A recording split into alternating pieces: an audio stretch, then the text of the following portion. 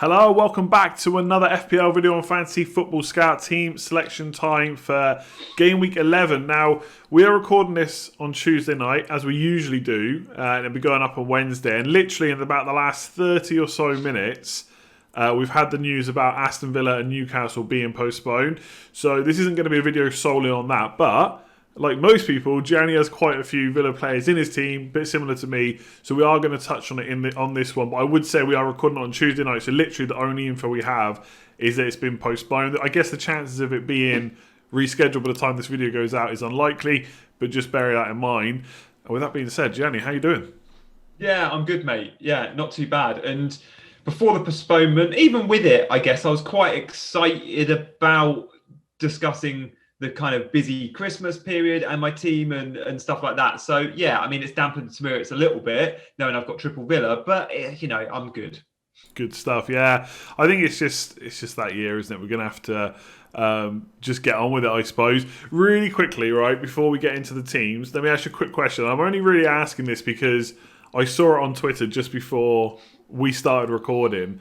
Basically, people saying they should really give us extra transfers for these scenarios because obviously, usually game gets called off because of whatever, weather, etc. We just have to deal with it. These are exceptional times right now. Do you think there should be any kind of leeway? Like if you've got like 3 Villa players, you should get 1 extra transfer. You should just be able to transfer all 3 out. Same for Newcastle players. Or do you just think you just got to lump it? It's just like the weather suddenly turning bad. I think you got to lump it. Look, we knew this could happen, right? It's not like we've just found out about this pandemic that could restrict footballers from playing in football matches. I hold my hands up. I'm not a manager with a brilliant squad. It serves me right. These things, we always knew they could come. Look, if 5 fixtures go down, then yeah, I think the game should do something and add a different rule. But for 1 fixture, no, I'm not having that. I'm kind of the same, and I'm affected very similarly as well. So still 3 players. What I would say, Andy, I don't know if you agree, but these little things that happen actually increase the chances of the managers that are really keen, like we are, and all you guys watching. If you're watching this, you're showing you're more of an enthusiast than your mate that might do 5 minutes on a Friday afternoon in his team and not look at it all week. Those that are on Twitter, those that are watching these sorts of vids, it increases your chances later in the season when these guys get another double game week and you can go, yeah, I'm going to earmark them 4 weeks out and plan. And it just adds that little extra element that really, I think, actually helps the FPL managers that are really into it and really think about, future planning and stuff. So later in the season, this will help us in a strange way. I don't know if you agree with that, Andy. Yeah, possibly could. Yeah, I think double game weeks are always, I mean, obviously they're more and more well known now by the community, but there is always big chances to get big green arrows in double game weeks. So yeah, it could help. And obviously it could be, there's no reason it couldn't be potentially rescheduled soon enough. Maybe not this game week, because potentially it could get put into midweek next week, which would still be game week 11. But even if it was put in a few weeks' time, obviously these teams aren't in Europe or anything like that. You said that to me before we started recording, so it shouldn't be too much of an issue. And also, it's opportunities, right? We're going to talk about what you're going to do with the players in a set, but you could keep them. That could be a big opportunity while people sell. Maybe they regret selling Grealish in a couple of game weeks' time. Maybe you jump on another player early while people are lagging behind and wanting to keep them, and maybe that's the better choice. So there's plenty of opportunities as well. It sucks, but it is what it is, right? FPL is just a game at the end of the day, and you have to just take what is thrown at you. And like you said, we did know this was coming. I knew that having a non-playing goalkeeper was going to potentially be an issue at some point. It just also comes at a bad time when like double and triple Villa look quite good, and so it made it even worse. Not like everyone's just got Grealish or just got Martinez. So I guess the one positive I would say is it's not like you've just spent ages bringing in De Bruyne ahead of a good run of fixtures and now he's missing, like your captain's missing. Like that would be a bigger thing, I think. So anyway, that's the little discussion on that. We're still going to talk about it some more in just a sec, but we're going to quickly talk about how you did in game week 10. I'm almost forgetting which weeks we're in now. Game week 10, so 48 points, small green now. I think it was about 150k.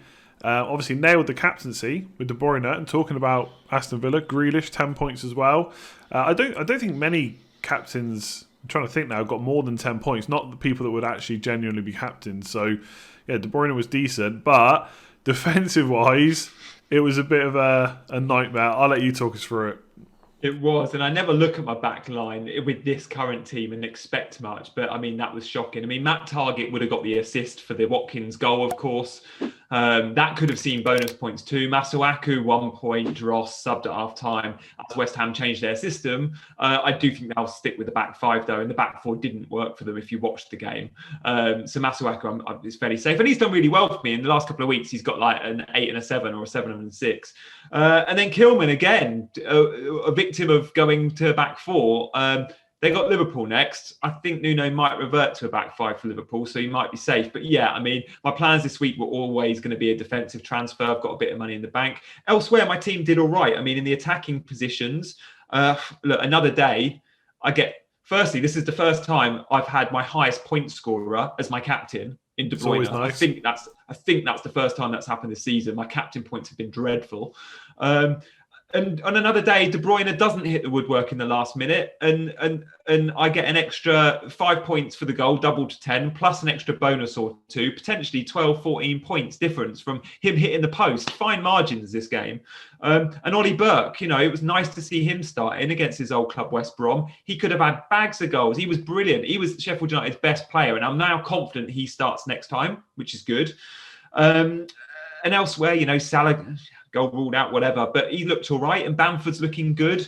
I'm fairly happy. I'm not convinced on Timo Werner playing where he's playing.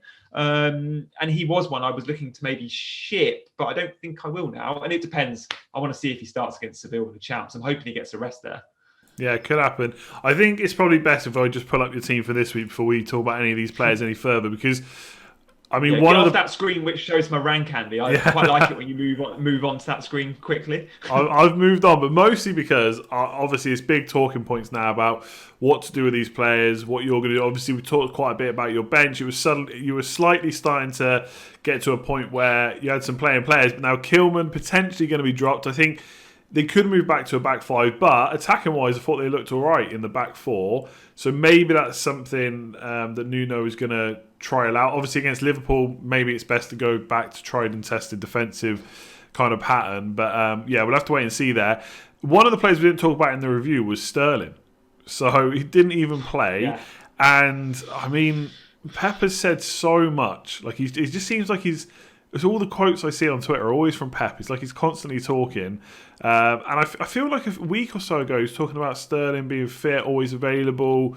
And now he's saying, you've got to be scoring goals if you want to be in the team at the moment. It's not being rested. You're just being rotated out because of performances.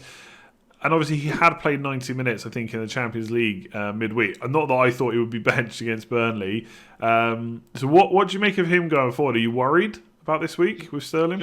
That Champions League game you referred to, Andy, he was subbed at like 60, 70 minutes. Oh, was he? I was watching that going, this is brilliant. He's absolutely nailed to start at the weekend now. Because, of course, he missed game week 9, the Tottenham game. He got 18 minutes at the end. So the Champions League game, he starts, he gets his 60, 70 minutes. I'm like, that is brilliant. He's ready to go now for the Burnley game, which is why I've still owned Sterling. Like, I wouldn't be keeping an £11.5 million asset through all of the blanks he's had in the last 5-6 game weeks if it wasn't for the fixtures, right? And he had Burnley, and it was just looking, the stars were aligned for him to get a hat trick.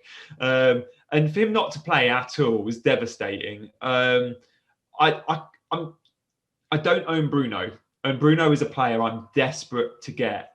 And the Bruno to Sterling switch is a very obvious one.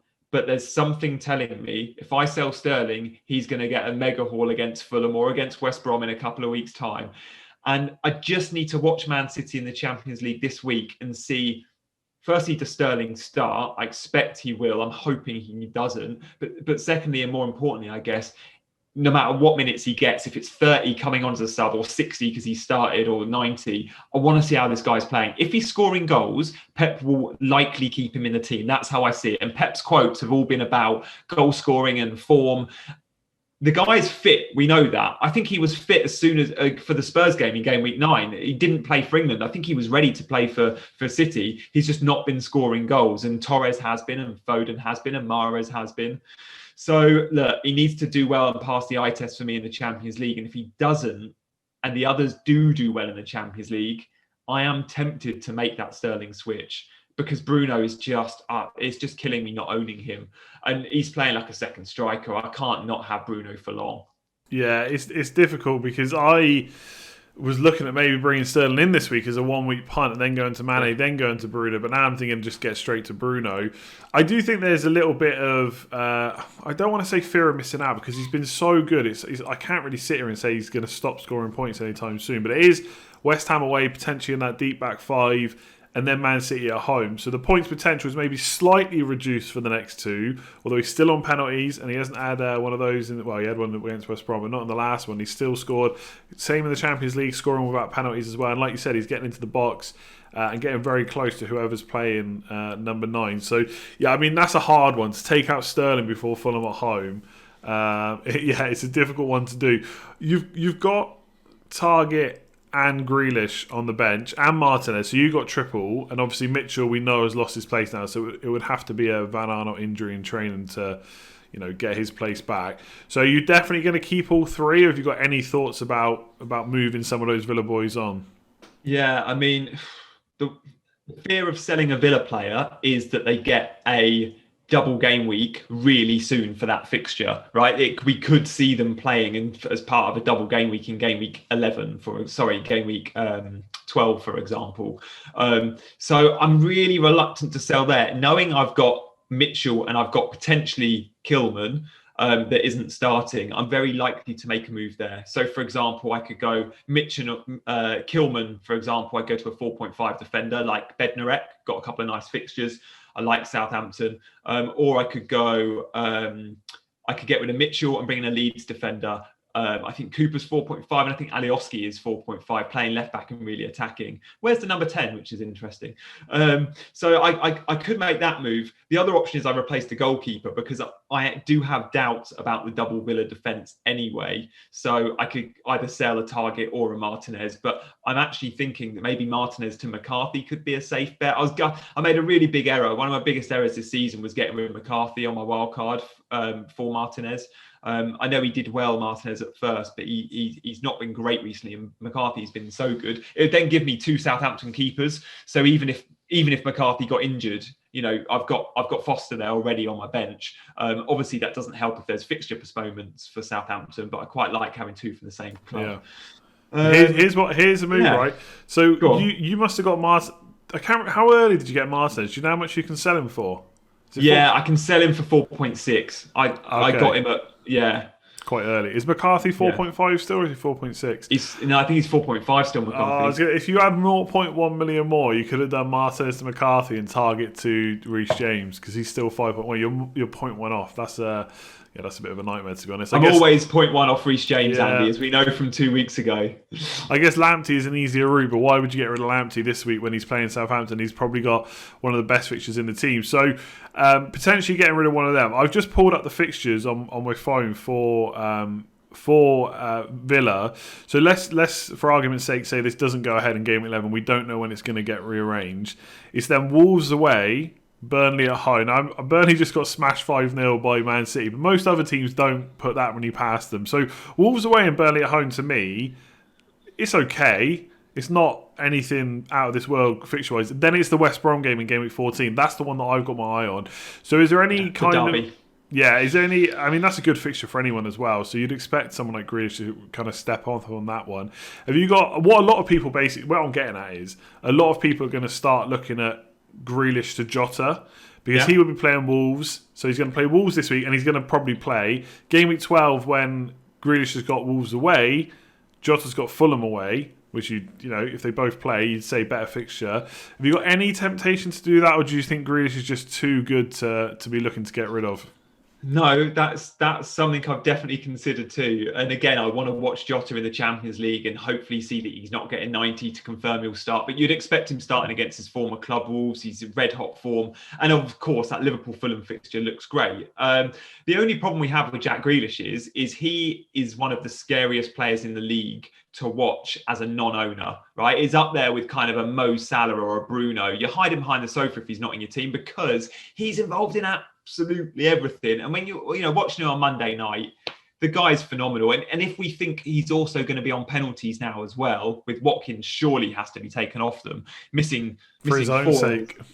Yeah, I mean, maybe when Ross Barkley comes back into the team, he could be on pens. You've seen him take him at Chelsea.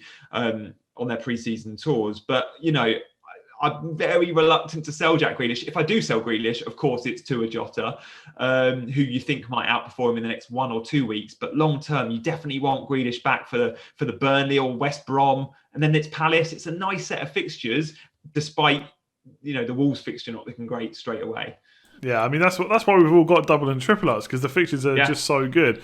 And yeah, Watkins. Penalties is interesting. Grealish, I think Grealish only actually to ever taken one and he missed. So but he does seem like the kind of guy that might, you know, be like, yeah, I'm step up, I'll be the penalty taker. Like, he feels like that kind of guy. So we'll have to wait and see. I think Barkley's got an okay record, so it could, like you said, it could be him. You mentioned Werner earlier. Like, when I look at your team, I think De Bruyne, Salah, like, no one's getting rid of them. You've mentioned Sterling to Fernandes, which is fair enough. Werner's like the one that sticks out to me, where you ain't going to captain him anytime soon. I just knowing what the fixtures are, it's not that Chelsea's fixtures are massively bad, it's just that there's much better captaincy fixtures. Like, if you've got De Bruyne or Salah, they'll probably be your captains for the next 5 weeks, I reckon. So you're not going to captain Werner. He's 9.3. You could spread that money around the team a bit more. You did mention that, you know, maybe you had some concerns of when he's going to see you guys, etc. Are you potentially looking at reducing him to someone else? If so, who? Not Watkins or Wilson this week, that's for sure.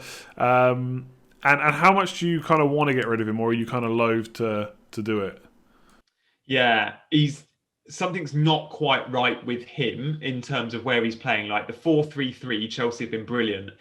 The problem with the 4-3-3 is it's not brilliant for Werner and it's not good for Havertz. So there's two Chelsea players there, big money players. It's not a system which is perfect for them, which is why Frank didn't play it early in the season, because he wants to utilise his best assets.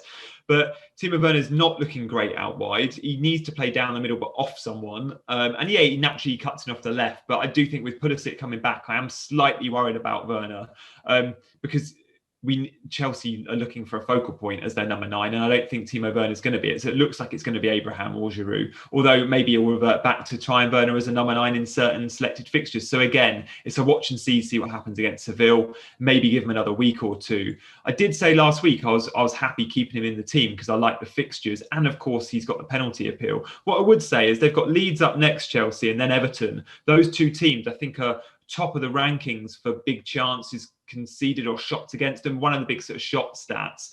So I expect Chelsea to get lots of opportunities against those teams. Leeds and Everton are very, very open.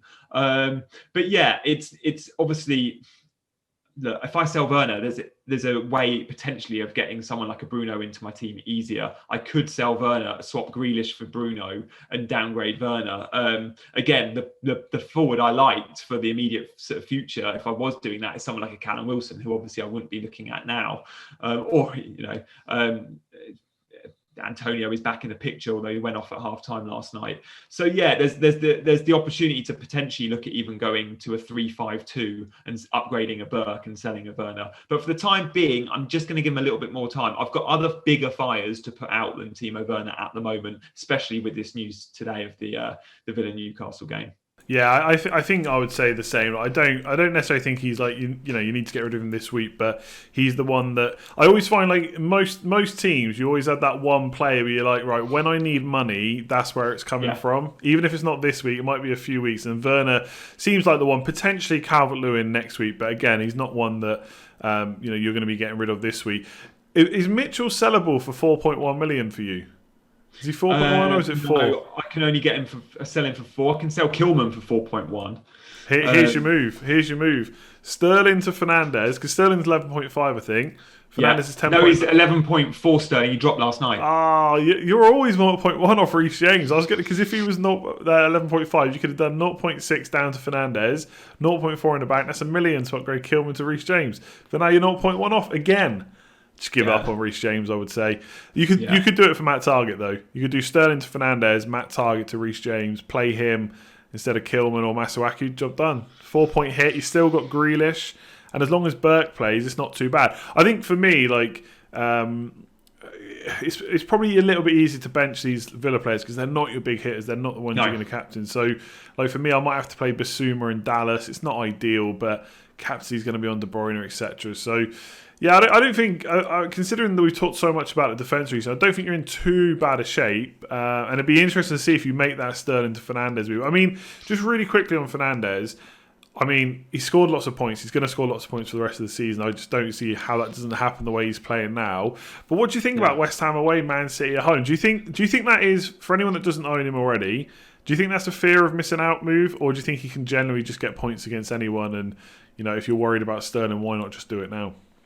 He's always been able to get points against anyone. Like, history has shown us that.